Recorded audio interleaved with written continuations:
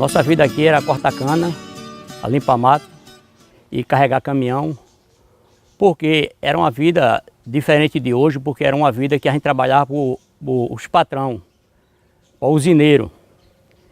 A gente vivia de salário. O nosso salário na época era um salário que se chama cruzeiro, que hoje a gente vive na vida real. Era trabalhar cortando cana, limpando mato. E esse serviço nós a gente vivia em cima do salário. Era um salário de miséria que nós não vivia bem, porque a gente recebia por semana, então não era uma vida boa antigamente. Era muito trabalho, muita produção, mas quem enricava era só os usineiros.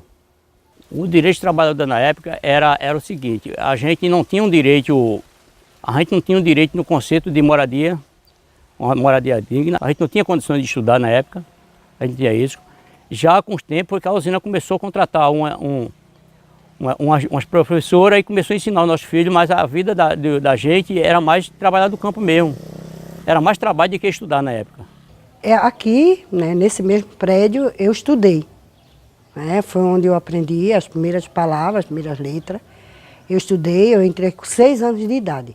Eu comecei, estudei 2 anos aqui. Aqui eram 2 sistemas. Era um privado, que era da usina, a usina Central Barreiros, e o outro era mantido pela prefeitura, que era um outro expediente, que era onde eu estudei. E cresci, aí saí, casei. Um tempo depois foi que eu voltei, me formei e já tinha filho, já separada, foi que eu vim para aqui, para Tentugal novamente. Aí sim, vim trabalhar aqui nessa escola, trabalhei 2 expedientes, e aí foi quando eu fiz o curso, fiz pedagogia, continuei. Aí, aqui eu fui professora até 2000, no ano 2000. Aí, como eu ainda estava terminando a pedagogia, eu não podia mais permanecer em sala de aula, saí de sala de aula e aí eu fui para a parte administrativa. Aí eu fiz a parte administrativa, depois fui secretária daqui da escola, fui vice-gestora antes, depois foi que eu passei a gestora. Como você está vendo, né, o prédio antigo, nós não tínhamos os recursos que tem o prédio novo. Hoje o prédio tem ar-condicionado, nós não tínhamos. O chão, como você pode observar, não era cerâmica. Nós não tínhamos computadores, não. Tudo era feito lá na Secretaria de Educação de São José da Coroa Grande. Por isso que é importante hoje esse prédio, não somente a escola, como tudo que foi reformado, tudo que foi trazido de novo, é importante para a comunidade, sim. Os alunos que estudavam aqui nesse prédio antigo, eles não tinham o recurso que tem hoje na escola nova. A Escola Livio Tenório é localizada no assentamento Tentugal. Ela atende alunos do infantil ao 9º ano. Cerca de 210 alunos. É uma escola que integra a comunidade. Ou seja, temos a visita dos pais, porque é sempre um problema muito sério de escolas no centro, que é muito raro o pai vir saber como o filho está na escola. E aqui a gente sempre viu esse diferencial. Os pais, eles frequentam a escola, eles querem saber como é que os filhos estão. Ainda tem a questão de muitos não saberem ler, mas se preocupam em que o filho ele não siga o mesmo caminho que ele, que aprendam a ler, que tenha um futuro garantido, entendeu? Aí com 2 anos de idade eu vim morar aqui. Quando eu cheguei aqui já era o cultivo de cana-de-açúcar. Quando foi com 11 anos, com 10 anos de idade, meu pai faleceu. Trabalhava meu pai e trabalhava minha mãe. Aí quando meu pai faleceu, aí minha mãe, ela semeava adubo, adubava as canas da usina. Mas quando eles vieram, na época eles trouxeram um herbicida que era em pó. Uns venenos que eles mandaram as mulheres semear manual. A caçamba jogando nas terras. Eu sei que nesse caso aí as mulheres tudo adoeceu. A minha mãe na época ela foi a que foi mais resistente. Ela aguentou terminar o serviço. Ela terminou a produção dela. Mas as outras, assim que começou, uma saiu desmaiando, outra não aguentou, desceu, mandaram tudo para o hospital. E minha mãe terminou. Mas quando minha mãe terminou o salário dela, desse dia, aí ela adoeceu. Mas pior, a minha mãe ficou pior, que as outras foi logo socorrida e ela conseguiu melhorar logo. E minha mãe, quando ela adoeceu, arriou, foi para o hospital. Quase morre. Aí foi quando ela pediu o doutor da usina. Disse, bota meu filho para trabalhar, já que a gente não tem condições de bota meu filho para trabalhar, porque para a gente sobreviver. Aí foi quando ele mandou, minha mãe, ele pediu a minha mãe que eu fosse trabalhar. Eu tinha 12 anos na época, eu era ainda muito novo, mas aí eu fui pastorar boi. Fui pastorar boi na época. Eu saía daqui do engenho, saía 4 horas da manhã, com 4, 5 pessoas mais adultas. Aí eu ia trabalhar, pastorar boi, saía daqui para um engenho chamado Araçu. Um engenho chamado Araçu. Eu saía de casa de manhã, minha mãe, a comida nossa era essa. Minha mãe, na época, pegava aquela bolsinha de açúcar, aquela bolsinha de quilo de açúcar. Botava um bocado de farinha dentro, um pedacinho de sardinha, ou senão um pedacinho de charque. Desculpa eu estar falando isso.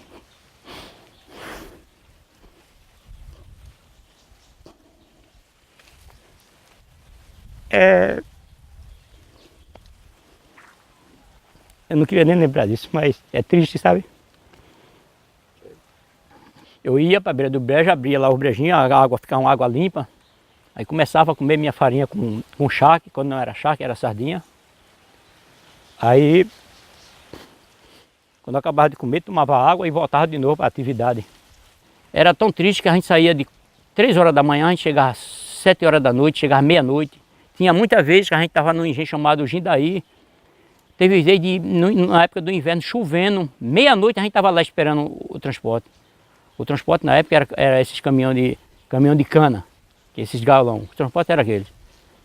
Ou senão era uma mercedinha, na época a usina tinha uma mercedinha. Aí pronto, a vida era essa, a gente começou uma vida dura, não era vida fácil na vida no tempo da usina.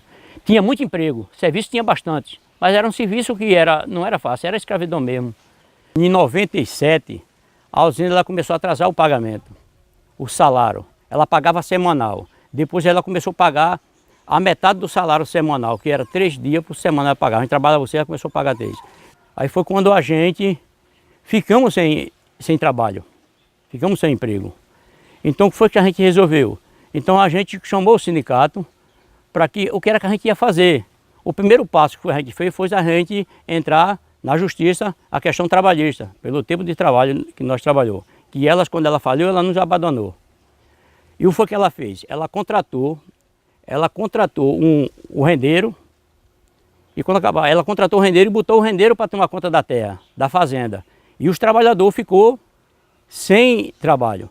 Foi isso que o rendeiro fez. Já que vocês entraram na justiça e vocês agora não é mais por conta da usina, foi eu que render a terra, então vocês têm que se virar, vocês têm que ir embora. Mas a gente falou, disse, não, a gente não pode ir embora, a gente faz muitos anos que mora aqui. Então quando a gente entrou na justiça, ganhamos na justiça. Foi quando a gente pediu a reforma agrária. O sindicato veio e cadastrou todos os trabalhadores, que na época era 127 famílias, em 2008, cadastrou e a gente mandamos para o INCRA. Foi quando o INCRA chegou, fez a vistoria do assentamento, aí foi mas ainda continuou ali, então, aí quando foi em 2002, foi quando veio a posse. Veio a posse. Aí é onde veio a mudança. Onde veio a mudança, aí foi onde veio a liberdade da gente começar a criar e a gente começar a plantar.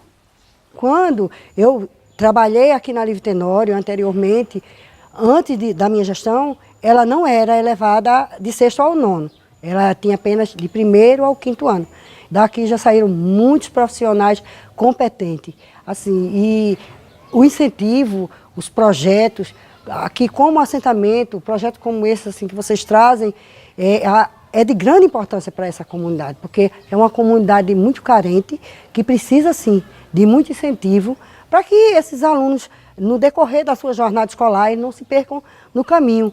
Para que aconteça assim, mais profissionais como eu que saí daqui dessa escola, que tive oportunidades e hoje estou aqui contando para vocês sobre isso. Por isso que eu acho que é muito interessante que essa escola ela continue recebendo projetos, que continue vindo assim, mais pessoas com olhares como o de vocês, para aplicarem projetos aqui que realmente saiam alunos que tenham capacidade de ser multiplicadores lá fora, como a gente está vendo aí hoje no projeto que vocês estão encerrando. O Instituto Federal de Pernambuco está fazendo esse projeto de extensão sobre ensinando o ensino de ciências a partir da abordagem CTS, pegando do 6º ao 9º ano aqui da Escola Lívio Tenório do assentamento Tentugal.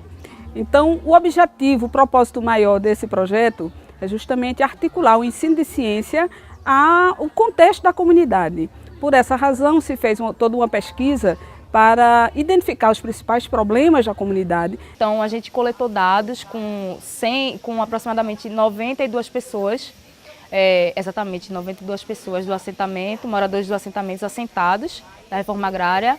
Também conversamos com 112 alunos do 6º ao 9º ano e conversamos também com os professores, né? Por meio de questionários. Aí, a partir desses questionários, a gente viu o que é que mais se repetia e surgiu a ideia de fazer um grupo focal para filtrar mais. Então, a gente escolheu amostragens, né, dessas parcelas da comunidade, dos alunos, dos professores e trouxe esses resultados do questionário para que eles pudessem indicar o que é mais urgente, o que é que a gente quer tratar. Então, daí surgiu a oficina de dengue, a oficina de gripe, a oficina da qualidade de água, a oficina dos exercícios físicos, da alimentação. Então, a preocupação deles é muito em torno da saúde. E com relação ao projeto que o IF trouxe para a escola, foi de suma importância.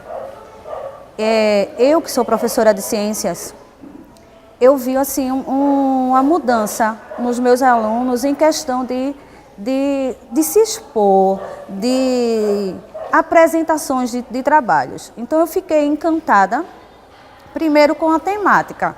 Então são problemas daqui, que eles vivem no dia a dia, principalmente a questão da água. Eles se desenvolveram bastante. As oficinas, cada oficina que era apresentada, quando eles vinham para o pátio da escola, para mostrar o que o professor deu na sala de aula, eles se desenvolveram assim, de uma forma que muitas vezes eu não acredito que esse aluno está fazendo isso, que ele está apresentando, que ele está com o microfone na mão. Então, além da temática, a questão da desenvoltura deles, para mim foi excelente. Inicialmente eu pensei que fosse ser muito dificultoso trabalhar, porque é de 6º ao 9º ano, então já é adolescente, pré-adolescente, tem alunos com 17, 18 anos em algumas turmas. Então eu imaginava uma coisa e foi outra. Eles participam ativamente das atividades, não têm medo de se expressarem. Alguns são mais tímidos, mais acanhados, mas a gente entende que é pela realidade que eles vivem. Mas fora isso, eu percebo que no rosto deles, eles se sentem gratificados e presenteados com o projeto, com as atividades principalmente que acontecem por meio do projeto. Porque o projeto não é só a parte teórica, não é só a parte de ensino, é a parte da prática também. E a parte da prática é na prática que eles vão realmente entender a realidade que eles vivem e poder modificar essa realidade. Não só na escola, mas quando eles chegarem nas casas deles, quando eles chegarem em outras comunidades, até para que eles possam estender isso pessoalmente e coletivamente, porque isso é uma responsabilidade tanto pessoal quanto coletiva.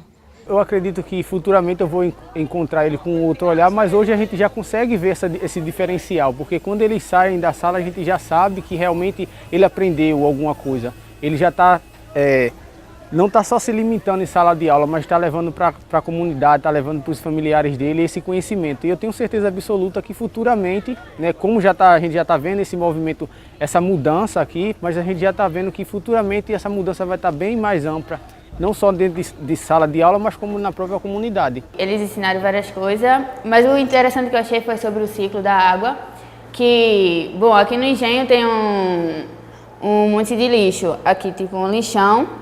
E o que eu achei interessante foi sobre porque várias pessoas jogam lixo lá em cima e sobre o ciclo, que quando a chuva cai, aí a contaminação passa por rios e várias pessoas tomam banho, lavam roupas, pratos e eu acho que as pessoas deveriam ter mais cuidado sobre o meio ambiente e ter noção do que estão fazendo, sobre colocar lixos perto de beira de rios e tal. Eu acho o projeto muito interessante, porque eles mostram a qualidade de vida que a gente tem que ter e o que a gente pode aprender para passar para a nossa casa, para a gente ir fazendo como como poder jogar lixo no lixo para não contaminar os rios, não contaminar os mares, como melhorar nossa saúde, bebendo água, essas coisas assim. Eu achei muito interessante essa última agora que a gente teve, falando sobre os exercícios físicos. Porque eu sou uma menina meio complicada, né? Que eu, lá em São Paulo, na cidade grande, eu ia muito no médico, porque eu sinto as dores do meu crescimento. Aí, qualquer coisinha, ai, que dor! E eu tenho uma doença, rinite alérgica. Aí, falando sobre as doenças, eu me aprofundo, aí eu gosto. Sobre o exercício físico também. Aí eu falo, pai, sinto muita dor. Acorda, faça exercício físico. Mas não consigo. Consegue? Acorde cedo. Aí é assim, né?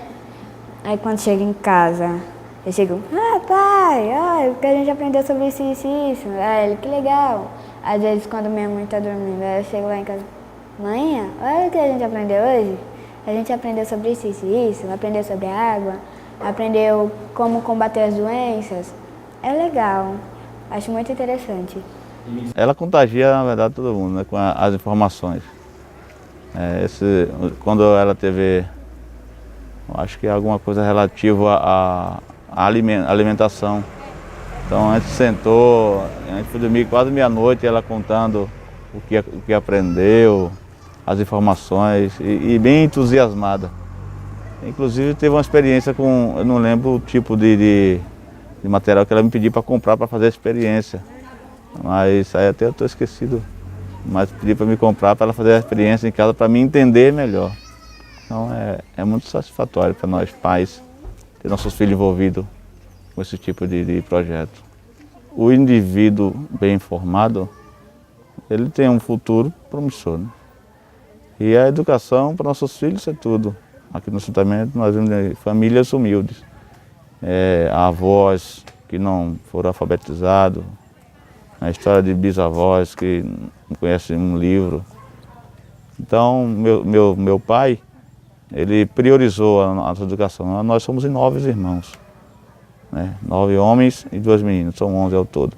Então ele priorizou a educação para os filhos dele. Todos tiveram oportunidade de estudar em escolas públicas, mas todos tiveram a mesma oportunidade. E eu, como pai, eu penso do mesmo jeito dele. Meus filhos precisam, sim, de frequentar uma escola, e a escola tem que ter uma boa educação para que o futuro não só do assentamento, mas também da região, a nossa cidade aqui, seja diferente do que é hoje, né? A educação, ela pode tudo. Hoje a gente pode fazer tudo nas nossas casas, né? A gente hoje pode plantar, pode criar, a gente hoje pode construir, hoje a gente pode reformar. Hoje a gente tem uma liberdade de tudo. Hoje a gente sai a hora que quer, a gente começa a trabalhar a hora que a gente quer, larga a hora que a gente quer, pode trabalhar à noite, pode trabalhar o dia. Graças a Deus hoje mudou tudo, hoje a gente tem uma escola municipal, os nossos filhos hoje estudam, têm liberdade de estudar, tem tanto aqui como no município, também tem um transporte público também, para estudar também no município. A gente hoje tem a gente tem um PSF hoje aqui, que a gente tem um excelente médico, hoje a gente tem uma enfermeira, a gente tem um auxiliar de enfermagem, hoje a gente tem o agente de saúde também para fazer visita nas atividades, a gente tem tudo isso hoje mudou bastante. Hoje a gente tem tudo hoje, graças a Deus.